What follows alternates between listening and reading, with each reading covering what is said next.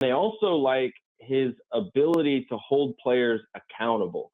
Like once he got promoted to the interim role, we asked players like, well, what does Brian Keefe like? And they said he's like very direct to the point and like very honest. Like he'll just come into the locker room and tell you like straight to your face in front of everyone that you're not doing something right. And the players like that. And I think that's part of the type of culture the Wizards want to build. And I think him moving Jordan Poole to the bench was a great example of that, because Jordan Poole was a tough adjustment. He admitted that in retrospect, but it ultimately brought the best out of him. And so I think those types of moves the players appreciate. Is that something that young players like? Because you get more veteran established players. How many of them are going to take that? Yeah, I mean, I think I would say most of the young players really appreciated it. And it's funny because, maybe the average person isn't used to that type of leadership style, but you find when you ask young NBA players, well, like, how do you deal with someone just kind of calling you out? They say, oh, it reminds me of my dad, or it reminds me of my high school coach or my AAU coach. Like athletes are kind of like professional athletes are kind of used to that. So I could see what you're saying. Like a veteran player who's more established, who, might have a big contract or something, might not want to take that type of communication. But for the most part, the players are used to that type of style. B and I talked about this. I'm cool with them promoting Brian Keefe or keeping him.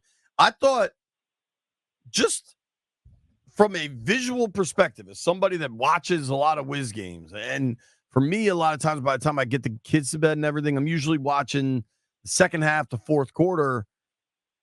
I think the first half of the season, you saw him dog it. And I feel like when Keefe came in, it's not like they won that many more games, but they seemed like they were fighting till the absolute end.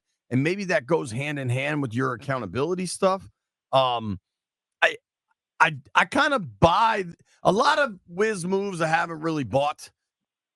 I feel like it was a status quo move. But since the Winger Dawkins takeover, this one kind of adds up to me. Yeah, and I think you make an important point, because when Winger and Dawkins made the move, they said the reason why was because they wanted to see more competitive basketball. Like under Wes Unseld Jr., they thought the young players were making strides and they were happy about that, but they were getting blown out in too many games. They weren't competitive enough on a regular basis.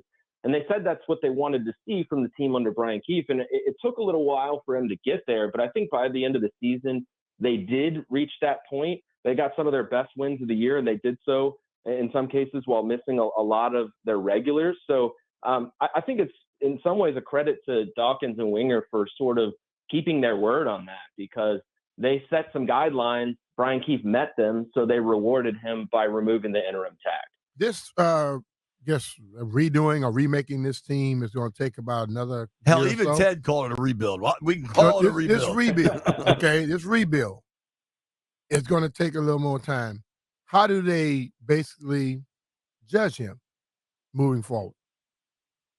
Well, in the short term, I think it's consistently competitive basketball, and of course the development of young players. Like whoever they draft second overall, that guy, they're going to want to see some success from early on, and Brian Keefe will be tasked with that. In addition to the continued development of Bilal Coulibaly, Deni Avdija, guys like that, I think you're going to continue to see, certainly next season, probably maybe even the year after that, just wins and losses not really being the criteria that they judge success by. So it'll be the development of young players, but certainly at some point, wins and losses are going to be part of the equation. So I think the hope would be, as you see oftentimes with rebuilds, is that you hire a coach that can develop the young players and also, develop on their own and grow as a coach, so that by the time the team is ready to compete for bigger things, so are they. With this team, hold on, I got to ask you to confirm something for me, Chase. This is breaking news here on the Fan. Brian and I just had a guest on that runs a high school basketball tournament. And he told us that people are still wearing Pumas playing basketball. And a dude in the chat. What's that? Kyle Kuzma. A dude in the chat says Kyle Kuzma wears Pumas. Is that accurate, Chase? Kyle Kuzma is a Puma guy. Yeah, he's I don't know how many NBA players they have, but they definitely have Kyle Kuzma. And I would say some of the shoes he's worn are pretty nice. I will give him that. I mean, it's wild the amount when of I think basketball, I don't think Puma. No, you know what? I have more breaking news on the Fan. Apparently, R.J. Barrett, Michael Porter Jr., Marcus Smart, and Scoot Henderson are also wearing Pumas. Who knew? There are a lot of companies in that. I mean, there's like several Chinese companies that have players with signature shoes. Like, it is all over the place. It's not just Nike and Reebok anymore. Puma also makes a signature shoe for 2023 WNBA MVP Breanna Stewart. That's cool. Let me know. Let me find out that basketball and the shoe game is turning out to NILs. Yeah, dude. Everybody's got a shoe deal. Dude, can I ask you something totally off topic, Chase? Sure. People want us to cover the Mystics. Well, they're 0-7. Like, what the hell is going on with the Mystics? Oh, man. I think they got a good player in the draft in Aaliyah Edwards. Yeah. But clearly the Elena Deladon situation, I think, has taken its toll. I mean, they had an all-time great player. I don't know. I don't think anyone knows that answer, but they had an all-time great player, and they had an aging roster in general. And I think you're seeing them, as we're seeing other teams in town, just kind of go through the cycle. But they've got smart people in charge. Mike Thibault, of course, constructed a title Isn't team. Winger They're kind going to of have in charge of that too? Didn't he take the mantle for like all of Monumental Hoops or whatever? I thought he was over all this stuff. He did. He oversees the Mystics technically, but he said on a couple occasions that he feels like they're in good hands because they've got Mike Thibault, who, of course, has already won a championship and then moved into the front office. So they've got draft picks in the future. So I think just like with the Wizards, it's going to take some time, but maybe they get Paige Beckers in the draft next year and things can speed up. Yeah, at least they got a title too. Yeah. You know what I mean? Like, right. And Deladon, I understand if that was a lot of their cap and a lot of their resource use because she was awesome before damn good. Whatever the injuries started. All right, we're talking with our friend Chase Hughes here on the BetQL guest line. You can follow him at Chase DC Sports. Check out his content at on the Monumental website. Let's go to the draft because we're getting closer now. It's about a month out. Who are they picking, Chase? Yeah, what's the plan at number 2? As of now, I think it'll be either Alex Sarr or Zachary Risacher, two French players that are just continuing a wave of talent from the country of France that is pretty incredible. I mean, it was not just Victor Wembanyama and Rudy Gobert and Bilal Coulibaly. Like, they might have 3 top 10 picks this year. And the two guys that most people expect to go at the top of the draft are both French. Alex Sarr is like a 7'1" center, known for his defense, who's also pretty athletic and skilled on the offensive end. And Zachary Risacher is about 6'8".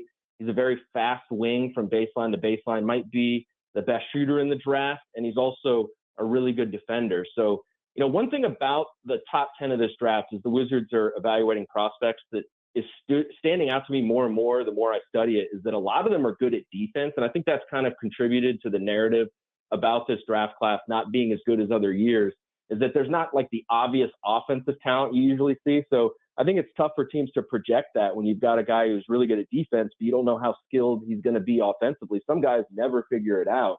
But the good news is there are good players available, and I think if the Wizards are trying to build a good defense, they're going to have some good options. But that's the thing, though. The NBA, you better be able to play offense. Right. You know what I mean? So I think you go get a guy, he's a defensive guy, he never pans out offensively. You don't draft him super high, do you?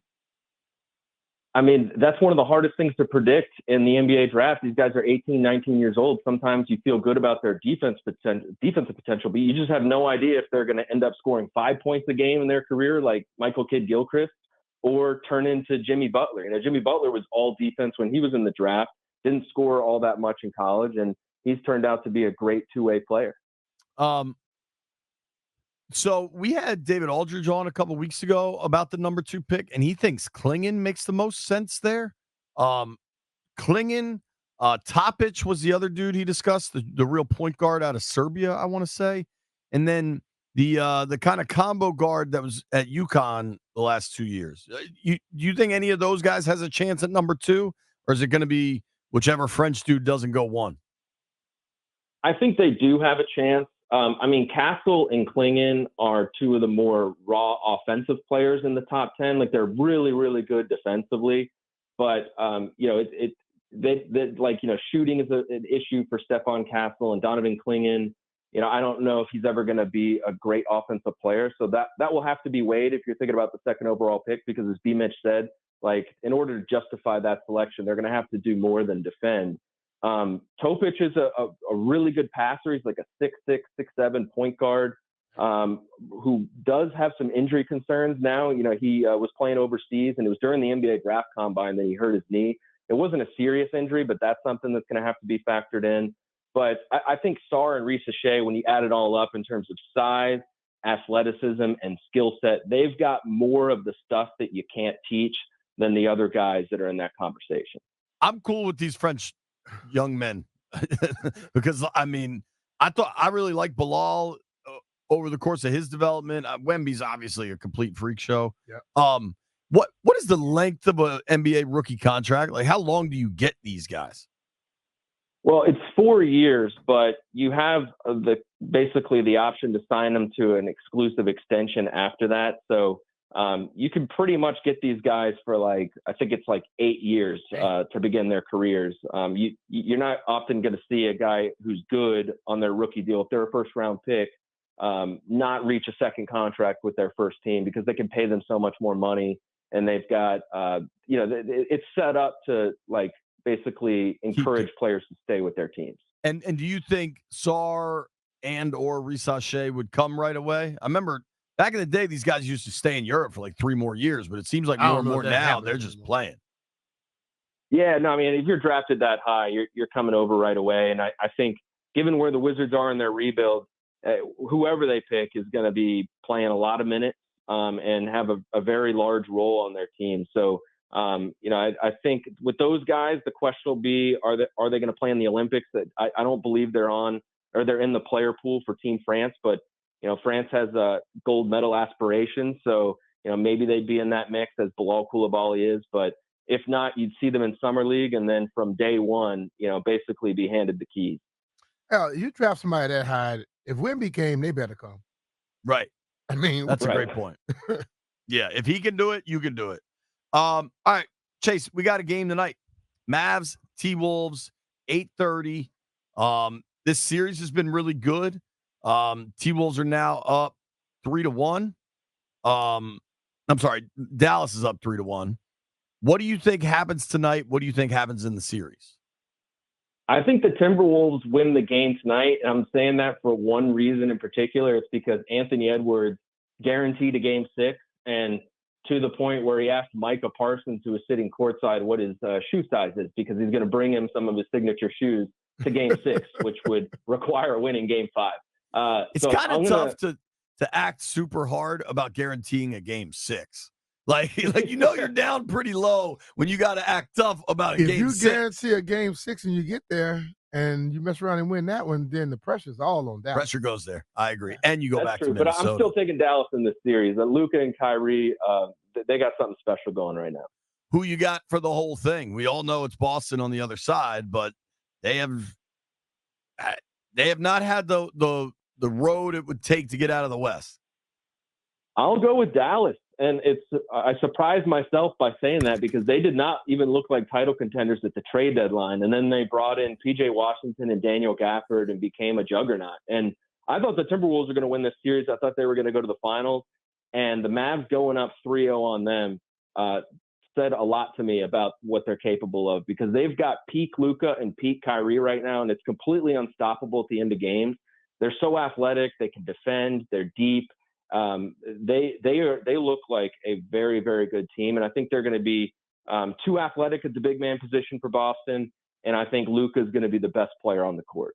Well, dude, the other thing B and I were saying about Brian Keefe that we liked was, he took over basically after they traded away Gafford. Mm-hmm. And you see how important Gafford is. Gafford's good. Right. Daniel Gafford, we knew he was good here, but he found the absolute perfect fit for himself playing with Luka and Kyrie. Totally. And it was, they traded Gafford, and then the guys they brought in to replace him all got hurt. And yet they still improved their defense at least a little bit and knocked off some really good teams down the stretch. So I think if you consider all the context of what Brian Keefe did, it was a very impressive job. And, there were a lot of players that sang his praises at the end of season press conference.